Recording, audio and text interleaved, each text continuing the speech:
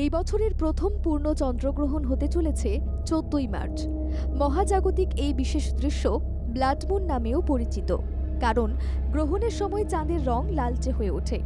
আরও আকর্ষণীয় বিষয় হল এই বিরল ঘটনা হোলি ও দোলযাত্রার দিনেই পড়েছে, যা এর ধর্মীয় ও আধ্যাত্মিক গুরুত্ব আরও বাড়িয়ে তুলেছে।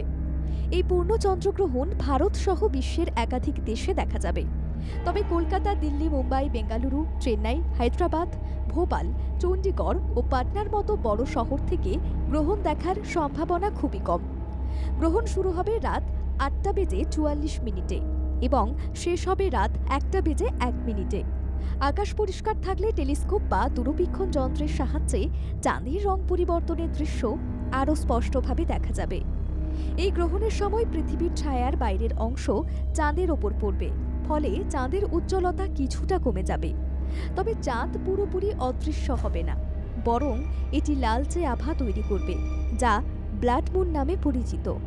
এই মহাজাগতিক দৃশ্য এশিয়া, অস্ট্রেলিয়া, মধ্য ও পূর্ব আফ্রিকা, আন্টার্কটিকা এবং ইউরোপের বিভিন্ন অংশ থেকে দেখা যাবে।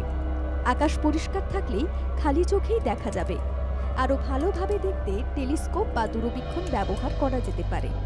এই মহাজাগতিক দৃশ্য দেখতে উচ্ছ্বসিত বিজ্ঞানপ্রেমীরা, কারণ এটি প্রকৃতির এক বিস্ময়কর খেলা, যা বিরল এবং মনোমুগ্ধকর। ব্যুরো রিপোর্ট, বাংলা জাগো।